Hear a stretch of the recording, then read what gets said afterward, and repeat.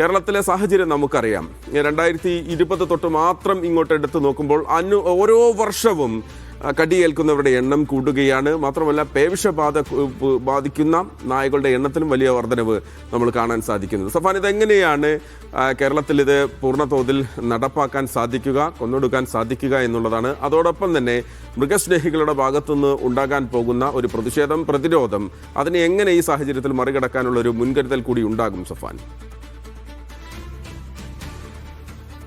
മഹേഷ്, ഈ തെരുവുനായ പ്രശ്നം കേരളത്തെ സംബന്ധിച്ചിടത്തോളം വർഷങ്ങളായി അലട്ടുന്ന ഒരു പ്രധാനപ്പെട്ട വിഷയമാണ്. ഈ ABC കേന്ദ്രങ്ങൾ വഴി മഹേഷ് അതിൻ്റെ വിശദമായിട്ടുള്ള അതിൻ്റെ പ്രോട്ടോക്കോളും മറ്റു കാര്യങ്ങളൊക്കെ പറഞ്ഞു. ABC കേന്ദ്രങ്ങൾ വഴിയാണ് നിലവിൽ തദ്ദേശ സ്ഥാപനങ്ങൾ വഴി തദ്ദേശ വകുപ്പ് ഇതുമായി ബന്ധപ്പെട്ടുള്ള പ്രതിരോധ പ്രവർത്തനങ്ങൾ നടത്തുന്നത്. ABC കേന്ദ്രങ്ങളിലേക്ക് ഈ നായ്ക്കളെ എത്തിച്ച് വന്യീകരണം നടത്തുകയും പേവിഷബാധയ്ക്ക് എതിരെയുള്ള വാക്സിൻ നടത്തുകയുമാണ് അതിൻ്റെ ഒരു ചട്ടം എന്ന് പറയുന്നത്.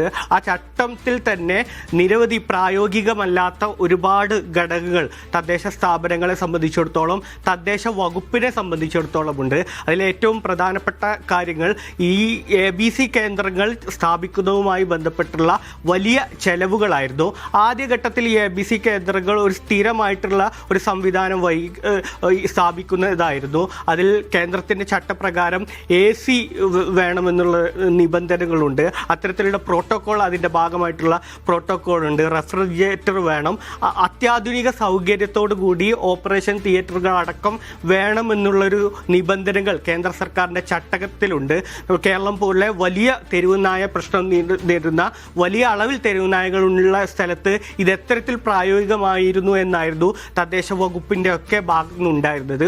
ഒരു ABC കേന്ദ്രം സ്ഥാപിക്കാൻ 2 കോടിയോളം രൂപ ചെലവ് വരുന്ന ഒരു സാഹചര്യം ഉണ്ടായിരുന്നു.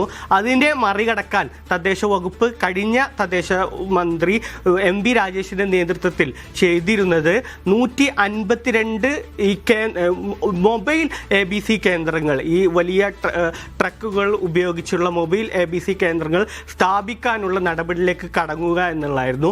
തിരുവനന്തപുരം ജില്ലയിലെ നെടുമങ്ങാട് ബ്ലോക്കിലായിരുന്നു ഇതുമായി ബന്ധപ്പെട്ടുള്ള ആദ്യഘട്ട നടപടി തദ്ദേശ വകുപ്പ് സ്വീകരിച്ചത്. നെടുമങ്ങാട് ഇത് വിജയകരമായതിനെ തുടർന്ന് സംസ്ഥാനത്തെ തന്നെ 152 ബ്ലോക്കുകളിലും ഇത്തരത്തിലുള്ള ABC കേന്ദ്രങ്ങൾ വഴി തെരുവുനായ്ക്കളെ എത്തിക്കാനായിരുന്നു, അതേ ഇത്തരത്തിൽ വന്ധീകരണ പ്രവർത്തനങ്ങൾക്ക് എത്തിക്കാനായിരുന്നു സ്വീകരിച്ചിരുന്നത്.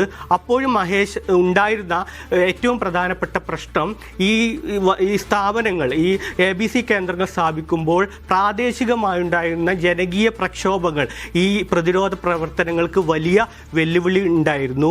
വലിയ അളവിലുള്ള തെരുവുനായകളെ എത്തിക്കുമ്പോൾ സ്വാഭാവികമായിട്ടും ഒരു വലിയ സ്ഥലം ഇതിനാവശ്യമാണ്. ഈ പ്രാദേശിക സ്ഥലത്ത് ഇത്തരത്തിൽ തെരുവുനായ്ക്കളെ കൂട്ടത്തോടെ എത്തിക്കുമ്പോൾ പ്രാദേശികമായി ജനങ്ങൾ ഈ ഷെൽട്ടർ ഹോമുകൾക്കെതിരെ ABC കേന്ദ്രങ്ങൾക്കെതിരെ പ്രതിഷേധിക്കുന്ന ഒരു സാഹചര്യം ഉണ്ടായിരുന്നു. അങ്ങനെ തദ്ദേശ വകുപ്പ് ഇതിന് ഫണ്ട് മാറ്റിവെച്ചിട്ട് പോലും ഇത്തരത്തിലുള്ള പ്രവർത്തനങ്ങൾ നടക്കാൻ കഴിയാത്തതുള്ളൊരു പ്രശ്നം എന്ന് പറയുന്നത് ഈ വലിയ രോഗങ്ങളുള്ള തെരുവുനായ്ക്കളെ കൊണ്ടുവരുമ്പോൾ ഉണ്ടാകുന്ന പ്രയാസങ്ങളും മറ്റുമായിരുന്നു. ഏതായാലും ഇന്നലെ വന്ന സുപ്രീം കോടതി വിധിയെ വലിയ പ്രതീക്ഷയോടെ തന്നെയാണ് കേരളവും കാണുന്നത് ഈ തെരുവുനായ പ്രതിരോധവുമായി ബന്ധപ്പെട്ടുള്ള കാര്യങ്ങൾ. കാരണം ഇത്തരത്തിൽ ഈ വലിയ രോഗങ്ങളുള്ള തെരുവുനായ്ക്കളെ കൊന്നുകളയാം, ദയാവധം നടത്താം എന്നുള്ളൊരു വിധിയിലൂടെ നടപ്പാക്കുമ്പോൾ നിലവിലുള്ള ABC കേന്ദ്രങ്ങൾ വഴിയോ അല്ലെങ്കിൽ ഇതുമായി ബന്ധപ്പെട്ട് ഈ നിയമം നടപ്പാക്കാൻ വേണ്ടി മറ്റെന്തെങ്കിലും സംവിധാനം നടത്തുകയോ ചെയ്യുമ്പോൾ ഒരു പരിധിവരെ ഇതിന് പരിഹാരം കാണാൻ കഴിയുമെന്നാണ് തദ്ദേശ സ്ഥാപനങ്ങളുമായി ബന്ധപ്പെടുന്ന കേന്ദ്രങ്ങളോട് നമ്മൾ സംസാരിക്കുമ്പോൾ നമുക്ക് മനസ്സിലാക്കുന്നത്. കാരണം നിലവിലെ നിയമപ്രകാരം ഒരു തെരുവ് നായ്ക്കളെ അത് എത്രത്തോളം അപകടകാരികളാണെങ്കിലും അതിന് പേവിഷബാധ ഉണ്ടെങ്കിലും അതിനെ ചികിത്സിച്ച് അത്യാധുനിക രീതിയിലുള്ള സൗകര്യം കൊടുത്തുള്ള ചികിത്സ നൽകുക എന്നുള്ളൊരു ഒരു നിയമവും ചട്ടവും മാത്രമാണ് നമ്മുടെ മുന്നിൽ നിയമവുമായിട്ട് ഉണ്ടായിരുന്നത്. എന്നാൽ പുതിയ സുപ്രീം കോടതിയുടെ നിർദ്ദേശപ്രകാരം വലിയ തോതിൽ അനുകൂലമാണ് കേരളത്തെ സംബന്ധിച്ചിടത്തോളം. അത് നടപ്പാക്കാനുള്ള രീതികൾ എങ്ങനെ എന്നത് സംബന്ധിച്ചുള്ള ഒരു പ്രോട്ടോകോൾ ഉണ്ടാകും. അത് പാലിക്കുക എന്നുള്ളതാണ് ഏറെ നാളായി നമ്മുടെ ഒരു വലിയ പ്രശ്നമാണ്. നമ്മളെ സംബന്ധിച്ചിടത്തോളം തെരുവ് നായ ആക്രമണവും തെരുവ് നായയുടെ ശല്യവുമെല്ലാം നമ്മൾ നിരന്തരം പറഞ്ഞു കേൾക്കുന്നതാണ്.